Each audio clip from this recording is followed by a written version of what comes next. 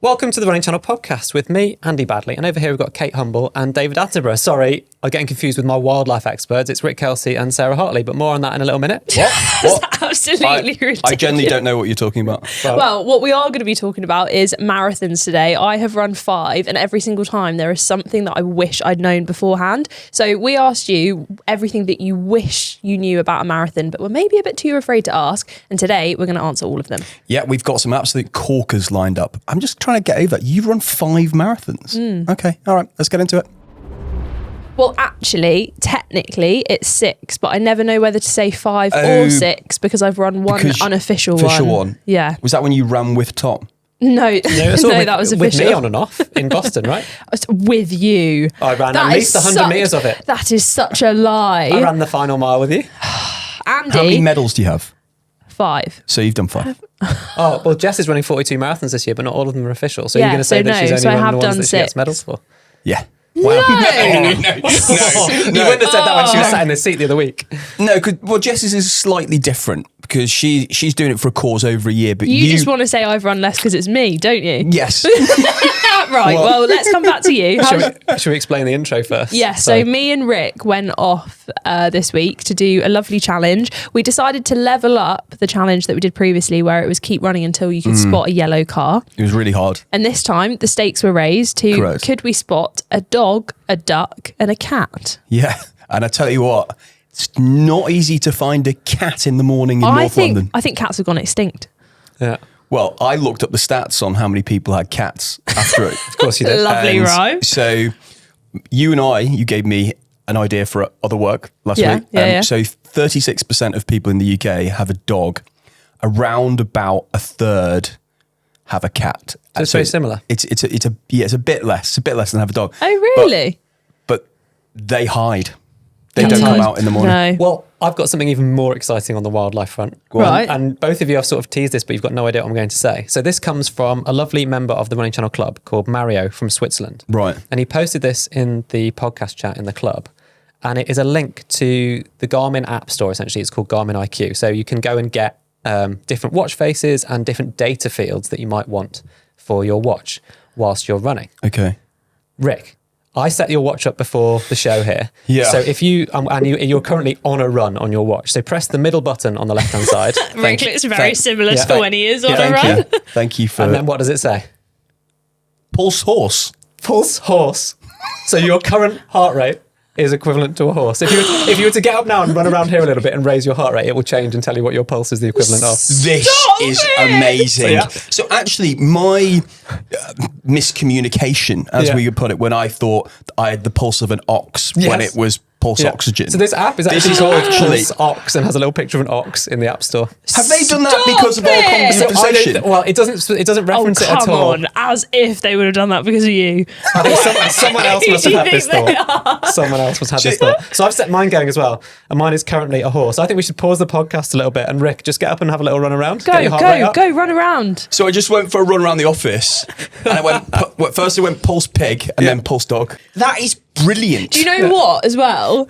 Yeah. So me and Andy, this is the week that I'm taking on my 5K challenge, and me and Andy had a call about it last week, and one of the things that we were talking about is the fact that I don't want to have heart rate, like lap pace, like anything on my watch. Screen. I just don't want to know. And we were going through all of the different data screens of like, what can I have? You said you wanted the world's most pointless data screen. I found it. Look, I've got pulse cow. This is surreal. So this is amazing. For context, Rick thought that pulse ox, which is pulse oximetry, it measures how much oxygen there is in your blood, actually meant that he had the pulse of an ox. But now he really can say what he has the pulse of. I feel like we've reinvented the wheel. Is that what you're going to look at when you're running? Shall we promise? I've gone back to horse. We will try to remember to post the link to this particular data screen, in the show notes for the podcast. So if anyone else wants to try it out. You know what I can't believe? Sat down.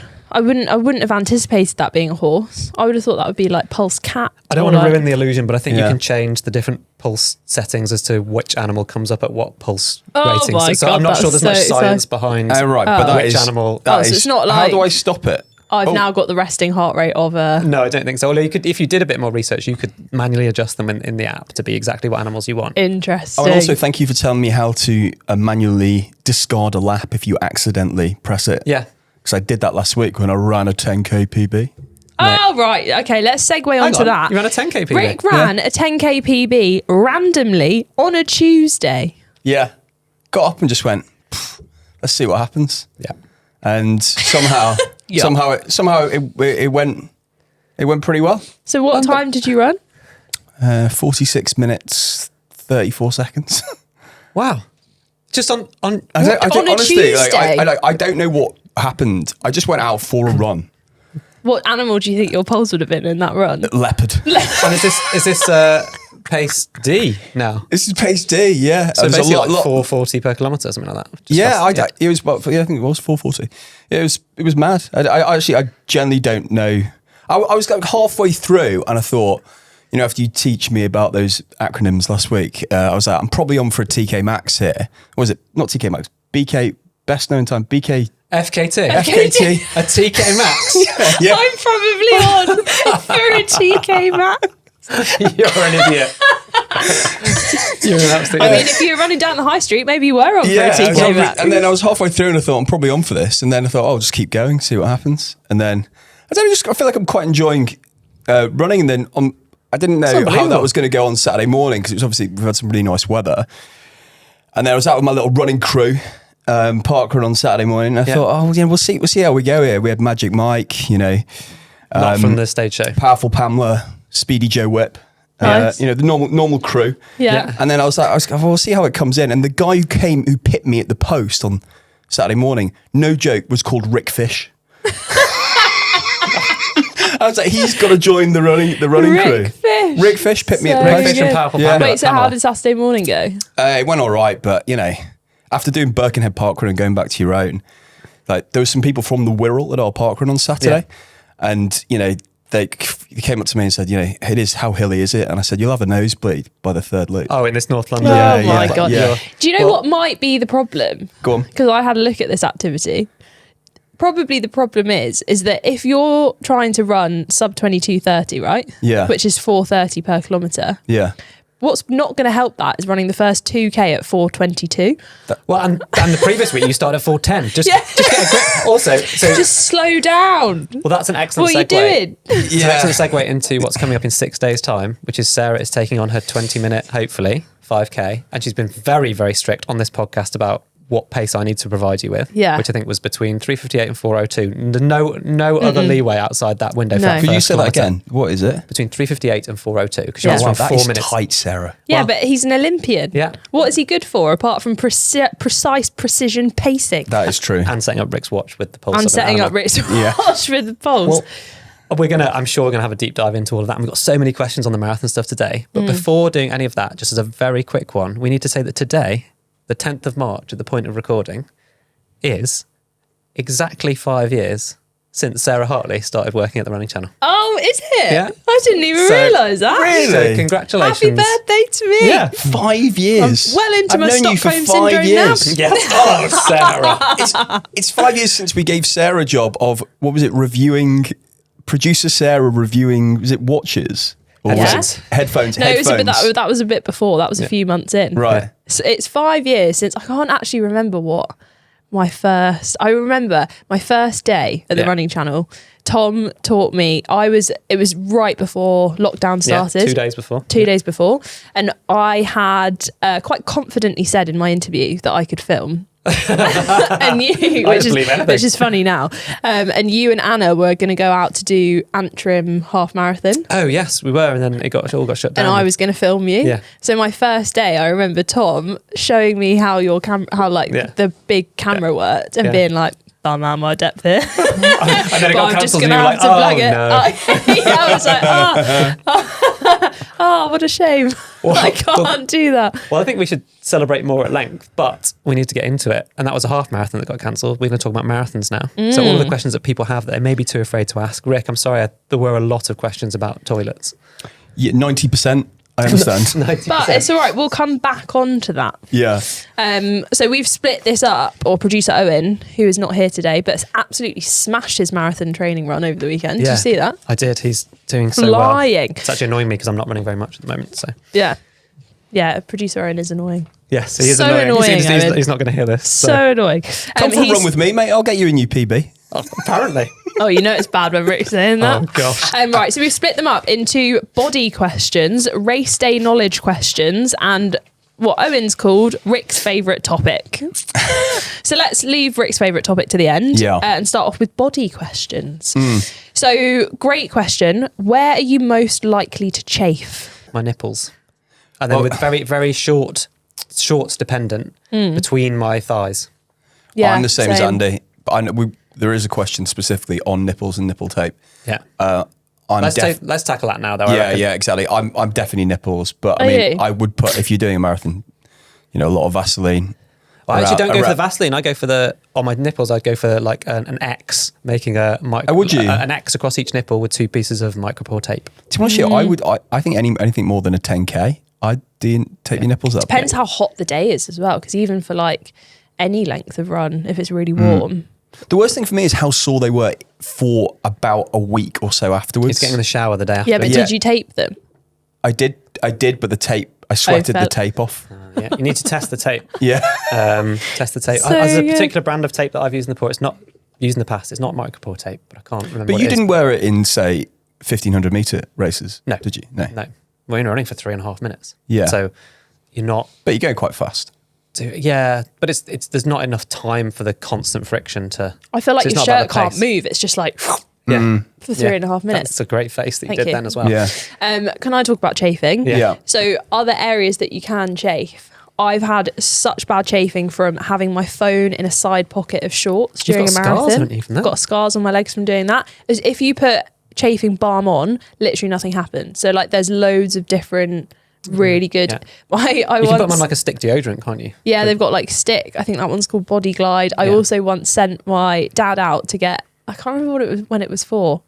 I think it was before I did ran the like Boston route the day before the race. My dad was going out to the shops and I was staying at their house to go to the airport, and I was like, "Oh, can you get me some anti-chafe?" And he was like, and I was like, you'll find it. And he went to like the local pharmacy and came back, and you can get it in like a tube.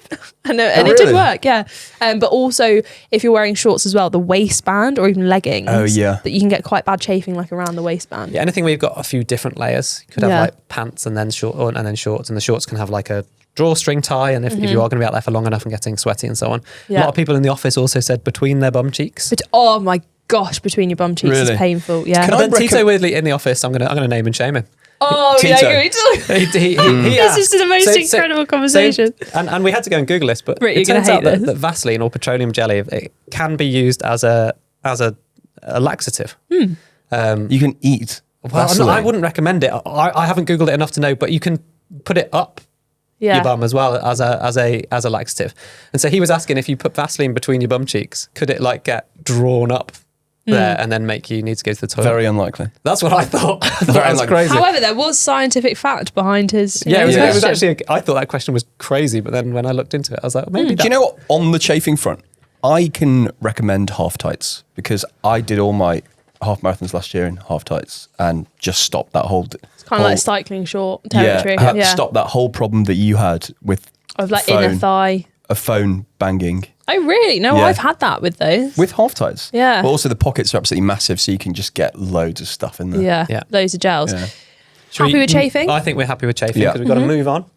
This was just a fun question that I saw pop up in the Running Channel Club when we were asking for more questions. Someone said, why is it literally the worst thing to do in running? There is no part of running a marathon that is fun. Which I think, if you are like lots why of are we people, doing it? Yeah, I mean, all three of us currently aren't training for a marathon, but a lot of people in the Running Channel office are, and definitely I would say in the last couple of weeks, like people are doing Paris, London, Newport.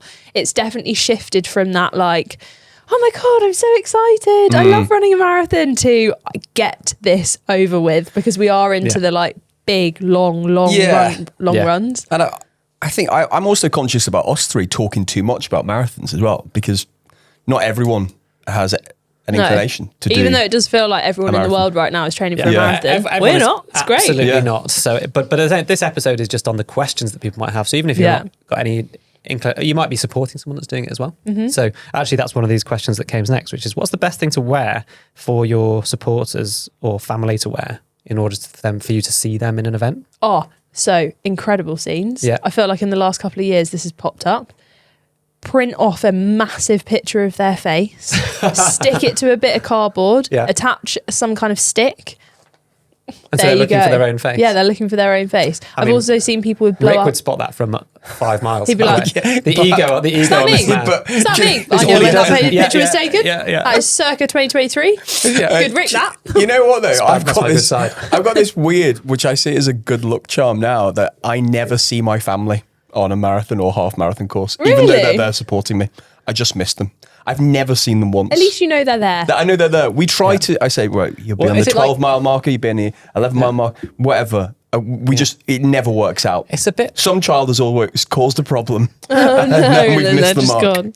Unless it's a Kelsey thing. So if it's a family thing, then I they see. say they're on the course supporting, And and they might not actually be there. Actually, they're still at the buffet. Like me, you spend 40 kilometers hoping that one of your closest friends in the world, the person you do a podcast with every week, is going to show up on the course to support you. And then at 40 kilometers, eventually they do. This isn't going well for you, mate. Are you suggesting Valencia 2023? I am, yes. Right, let's move on. But yeah, big mask with their faces, a funny blow up animal or like a balloon works quite well. Essentially, you have to think outside the box. Yeah. So, and you don't want to double up, because I've been on marathons where I've been like, there's the person with the blow up llama, and there were actually 2 people with blow up llamas. So the face is fairly unique. Yeah, And also, Rick's is more unique than most.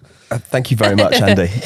I liked all the questions we got about periods, actually. Is it safe to run a marathon while on my period? And also, do different stages of your menstrual cycle make a difference?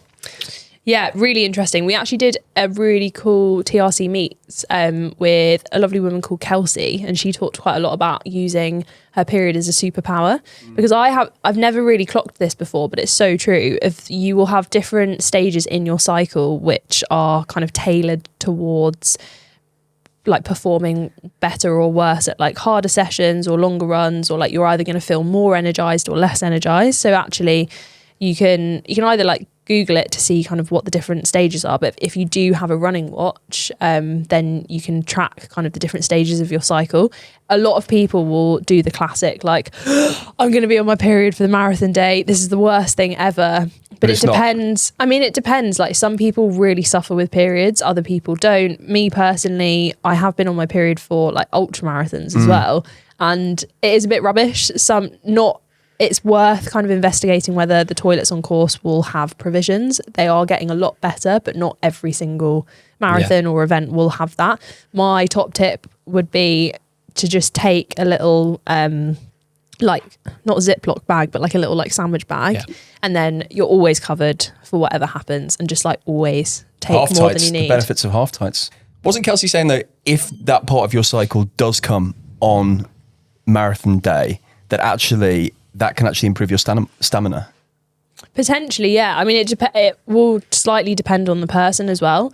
But like, for example, like for the first half of your cycle after your period's end, you might feel more energetic and have more stamina. But it might also be that actually, if you do train a lot on your period, then you can kind of build that in. But I think it's something to kind of not be fearful of, but can kind of be aware how like your body and your hormones are changing throughout the month, and kind of go with the flow rather than just not thinking about it. And knowledge is power. Rick and I both have young daughters, and so I'm certainly keen to be as educated as I can be to make sure that she stays in sport, like if she wants to, and that it's not the menstrual cycle that ends up discouraging her through embarrassment or worry about it. Yeah. And so the more people do talk about it, like Kelsey and so on, and then you can track things through your app, like you were talking about the hormonal changes that lend themselves to doing strength and conditioning or interval workouts or long slow runs or recovery at certain times in your cycle. Like being more aware of your body is going to help.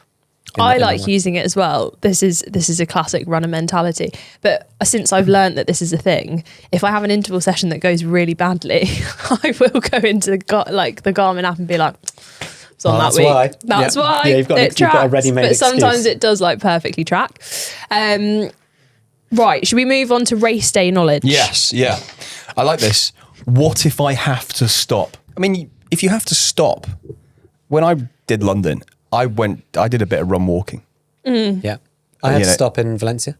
Did you? Yeah. I think I had to stop with about 2k to go. Is that to stretch off your car? Yeah, everything was cramping and I just couldn't keep going anymore. How long did you stop for? About 30 seconds probably. Oh, really? And then you were like, right. I was really worried that if I stopped, I would sort of seize up and not be able to get going again. And I got to the point though where the cramp was so bad I had to stop.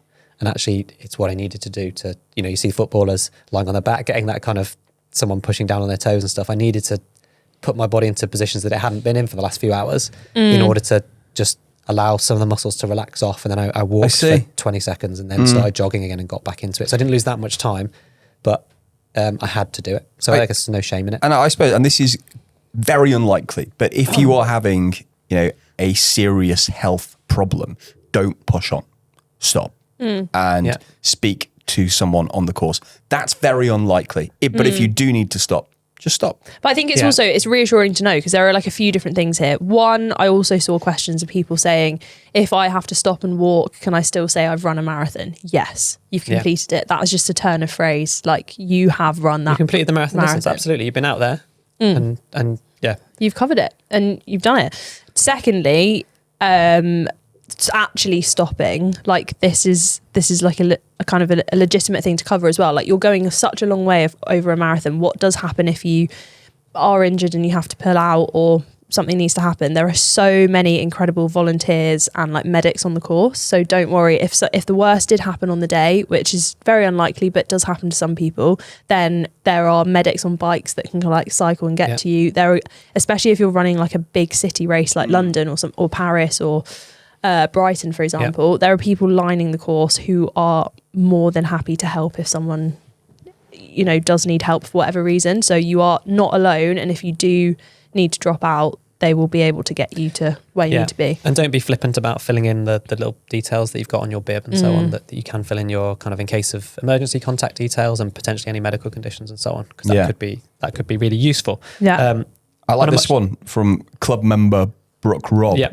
How often should you use gels or carb drinks during the marathon? I find race nutrition very tricky. There's also a follow-up question from someone else, which is, can I trust race day fuel, i.e. gels and isotonic drinks and so on that get handed to you out on the course? And then another one that's related, which is where do you store it? If you're taking your own stuff. Do you know what? So I think we kind of sometimes go a bit over the top with this. Can you trust them? If it's just an isotonic drink and you've been training with an isotonic drink, I know we always say have exactly the same one. I think it's fine. So I think we are too cautious. Didn't you take the wrong drink by mistake? Yeah. On one of your So marathons? personally, I will never take what's on the course because You take water though. Yeah, I'll take water, but I will never take anything else on the course if I haven't practiced with it. And also, what really frustrates me is if they keep swapping around like what comes first on the course. If like sometimes it's water, sometimes it's the isotonic. If they use the same cups, infuriating. Because if the isotonic does have, like the one that I had caffeine in, and that like really reacts badly with caffeine. But I would say, practice in training. People will do different things. So whatever gel you're using, it will give on the back like an indication of how often you should take it, or like the amount of and how much carbs are in it. Although interestingly, I've been reading a lot of stuff recently where a lot of people have been taking main big brand sports nutrition and testing it in a lab to see whether when you dehydrate it, what's left, whether there's actually the amount of carbs promised. And there's quite a big disparity between like what's said and what's in each. But that's why it's always good to like practice in training, because the main thing that you're trying to avoid is the feeling of hitting the wall, which if you haven't hit the wall is like a hard feeling to kind of preempt. But I think you can get to a really good stage where, like personally, I will always feel every 30 minutes or every 7k, depending on the race or like how I'm feeling. Every 8k. Yeah. Basically. But I think just practice. And then in I was doing it more frequently than that, I think. You do more than 8k? More than 7? Well, I suppose it's different, but I was doing it every 6 or 7k. But for me, that was only every, it's a less time. But there's only so much you can take on though. Yeah. I think that's the thing, because like you were running for less than 3 hours. Yeah. I remember there's one marathon where I took the exact same gel, like same flavour for the entire thing. And you're like, ugh. And I was like, I can't. Exactly. So when I did my first marathon in London, I was running for about 3 days. So by the time I was on my 93rd gel, I was popped. Well, to answer the other questions that are related to this, I think the on-course stuff, I think you've got an ideal world and then an emergency situation. So the ideal world is you take all the stuff with you that you need. But then the emergency is that you've dropped it, lost it, forgotten it. It's extra weight. Yeah, but I think it's worthwhile. Yeah. And so I had a pair of shorts that had 5 or 6 different pockets on the back. And then I had different flavoured gels in different pockets, so I knew which one I could go to at which time. And then I was trying to coordinate that with taking water on the course. But had I got late into the race and not, because it could have easily pulled out multiple gels at the same time, and they could have fallen on the floor, and then I've lost them. And then it's like, if I'm going to run for the last hour and a half and I've got no fuel on me, then I absolutely would have taken what was on the course for sure, rather than take nothing. Yeah. And then I've taken that gamble. It wasn't going to go to my stomach or make me feel a bit funny. Is it also, I know these questions, there's a lot on this, on nutrition, but you've also kind of got to plan the weather, haven't you, in that case? Because you're going to fuel differently depending on the weather. I don't think you should feel massively differently in terms Really? of the carbs, but you might feel like you need to drink more if it was hotter. Absolutely. Or take electrolytes or salt tablets and stuff like that. On storage, have a look at firstly what you're allowed to take into the race. Some races you won't be allowed to take a hydration vest or like a backpack. Yeah. But you can get loads of different belts, loads of different shorts with pocket options. Also, there's no harm in just carrying. So like if you can't fit all 7 or 8 gels in, just hold one at the start. I don't want to waylay the podcast right now, but I'm currently a Pulse Ox. Oh, nice. No, just gone to horse. Oh, just gone back to horse. I was like, that says horse. Are we lying? Yeah, or? all right. Should we now move on to Rick's favourite topic? Well, I think just a very quick one. There was an interesting one on race day, the pacing one, which is that a question: if you start next to a 3:30 pacer, but you drop back and then notice another 3:30 pacer is not far behind you, are you still then on for 3:30? And this messes with your head when you're really tired in the marathon. You're like, well, obviously I'm still on. But no, if you think about chip times, then no is the short answer. Because the people that started with each pacer will be on for that time. But if you take a photo with the 3:30 pacer as you cross the finish line, I see what you mean. No one will know. That's so true. Right, Rick's favourite topic, yes, go for i.e. toilet questions. So the first one is from club member Emma. You said no question is too weird, niche or awkward. Is it better to avoid loads of vegetables the day before you run a marathon until after you finish to help reduce the chances of having an accident on the marathon day? For context, Rick, she means pooing herself. I think, so I lose track of which way around this works, but like you need fibre in your diet to aid digestive transit and be healthy in terms of bowel movements and so on. But then you don't want to have too many bowel movements and you'll be more nervous. So the anxiety and the adrenaline and stuff on race day does make you want to go to the toilet more. So I'd be sticking to like really simple meals in the lead up to a marathon. And because you're trying to get extra carbs with your meal anyway, you might want to reduce slightly the proportion of vegetables and so on in there. Is what I'd be thinking. But I would be saying mainly don't overthink it. Yeah, and have a balanced diet, exactly like you said. Just add little bits of carbs to all of your meals for the last 3 days. Yeah. Don't overthink everything else. And definitely don't eat more vegetables than you normally would. But if you're healthy the rest of the time and you normally eat a certain amount of vegetables, then I don't think you need to massively change it. Yeah. No. Yeah. Do you remember Stevie and Mark from the Running Channel office? They both ran Malaga Marathon. They did. They had a little bromance. They did have a little bromance in Malaga. And their carb loading quest in the few days leading up to it was honestly ridiculous. They were so upset when they couldn't find bagels. All they talked about was carbs. They drank non-alcoholic beer and talked about the carb content. They bought bread and more bread and more. I think if you went into, they were sharing a room as well. I think if you went into their hotel room, you would have just seen like a bakery with the amount of bread that they had. That's what my hotel room used to look like when I was racing, even though I was only running for 3.5 minutes. I just used to take bagels and stuff with me just to make sure I had some snacks. Right, now shall we talk about some more toilet stuff? Should I carry toilet paper whilst running? You could, but it would disintegrate. So again, probably worth putting it into a Ziploc bag, but Yeah, if you want to be safe and make sure you've got your own store of toilet paper, this is the sort of thing I have done on a run before, just, to make sure, because sometimes you have to run into a Portaloo or anything like that, and there might not be any toilet paper. So yes, it makes sense too. But yeah, if you're going to have that close to your body, after 3 hours of running, that will not be useful toilet paper anymore. great question. Will anyone hear if I fart whilst running? This is you in Japan. Yeah, love this. My experience from farting whilst running is that usually it's We've gone there. You're farting out into quite like a moist environment, Oh, so Sarah. it won't usually make a We've gone noise. there. But you do have the risk, right? This is But what you I'm do going to do. have the This. risk. I'm now You going to know do what? this No, we're movement not here. wrapping up. Nothing See will this- make see this you movement? nothing will make you run faster than doing a loud fart mid-marathon. Wow. Well, because you'll be so embarrassed that somebody behind you heard Yeah, it, so you want got to two get away from options. them. You either style it out, you run a bit faster and lose them, or you slow down. Well, this one's an easy one. It's a would you rather. So this was from Callum, who said, would you rather run something like Seville in February, where you have to train over the winter, a spring marathon like London, where you start training in the new year, an autumn marathon like Berlin, where you train over the summer months, or a winter marathon like Valencia or Malaga, where you train in the autumn and early winter? Oh, I think the winter one. We get to train in the autumn and early winter. Yeah, I think I'd It's the say only that one I've too. done, but that would Yeah, be my pick 'cause again, it's- because the Yeah. weather was so good. Exactly. training. 'Cause it's not cold training. And it's also not 25 degrees, so Exactly. it's the perfect. Yeah. So it's Yeah, speed up over the summer, speed into the winter. It was very cold. different for people when during the pandemic, the London Marathon got moved to October for 2 years on the bounce. I think it was Yeah. 21 and Yeah, 22. because that was hot training. And it was wasn't hot training. So you were training July, August, September. September, yeah. Yeah. Yeah, that's brutal. So there you go. That was a pretty clear answer from all of us. Yeah. Right, lovely. Should we move on to some news? Yeah, and just say apologies to everybody because we got so many questions for that one. We couldn't get through them all. If there are any more questions, email in podcast@therunningchannel.com and we can do a whole other episode on this as well. News time. Should we start with the actual London Marathon and the celebs who are running it? Yes, lots of like funny people running. Ramesh Ranganathan's doing it. I think he said he would never do it again. I think Did he? I He know. did it before. His like, I'm going again Yeah. video was so good. Yeah. Your boy's running? Yeah, Harry Judd. Yeah. I think Harry Judd's trying to go sub 3 at this See, marathon. wow. Yeah, his training's looking really good. Serious.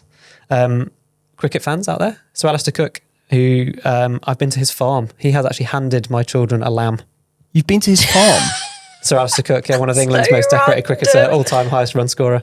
Yeah, but I live quite near to his farm, and in the lambing, in the spring, they have the lambing season, and you can go to their farm and ride on a tractor and sit on haystacks. And Yeah. he was literally there in wellies. So and you always had handed a us farm. This is handed us a- amazing. This is great detail. Have you done your wellness retreat? No, I yet? still haven't done You that. Still I need haven't to done. book in We should my, keep on him to. Yeah. Spencer Matthews is running it. Joe Wicks.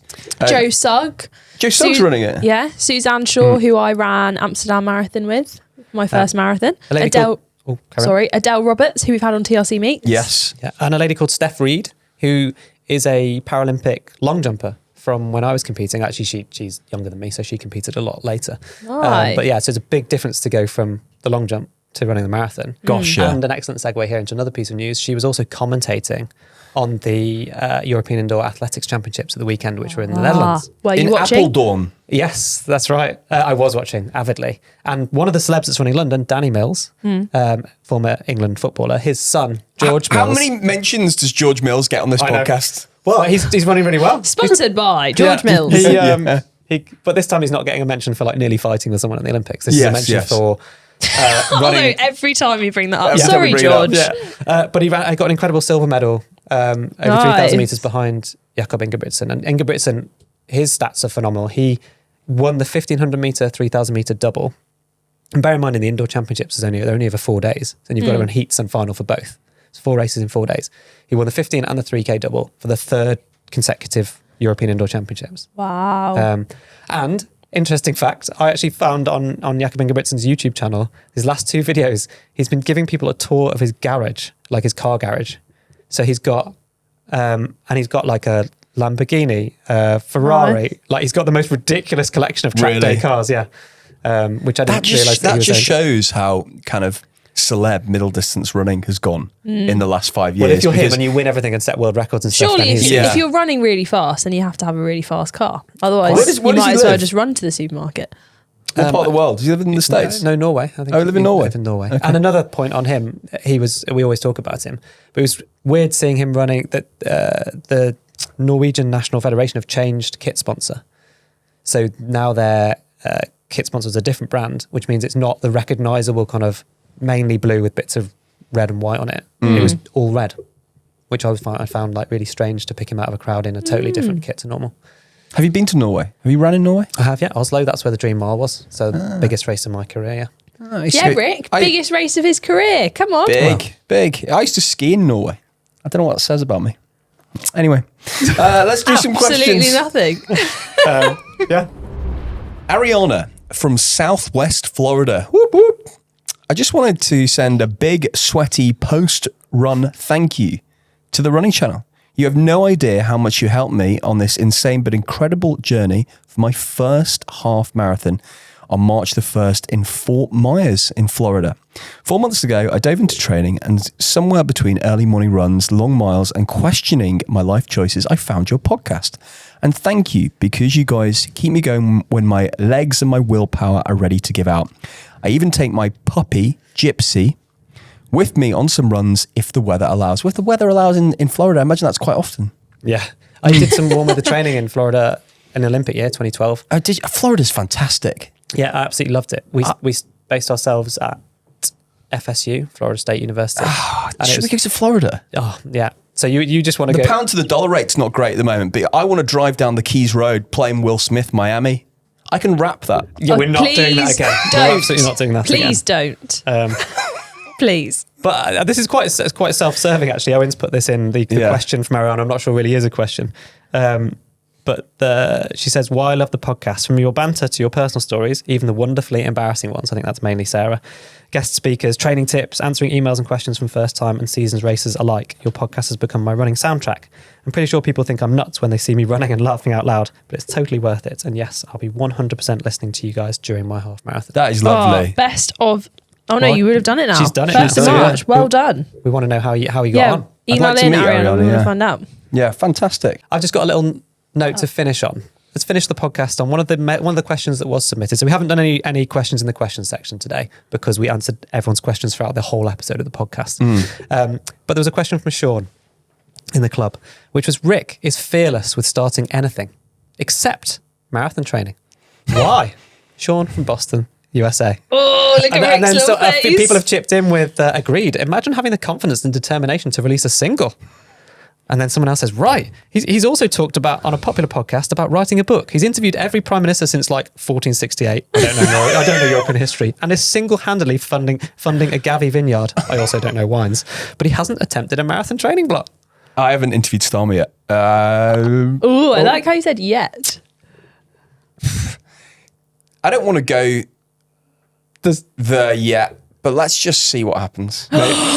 We've been Look how much we're convincing you. We've been accused of pushing you too hard into this. There's absolutely no pressure from us, and we love you very much. Yeah. But I also love the banter. Let's just see what happens. Let's just see how we go. I don't know if that's you like powering us off, or if that's you with a master plan. Let's just see what happens. Yeah. Still don't know. Incredibly awkward note. Let's wrap it up for today. Thank you very much. Bye. Bye.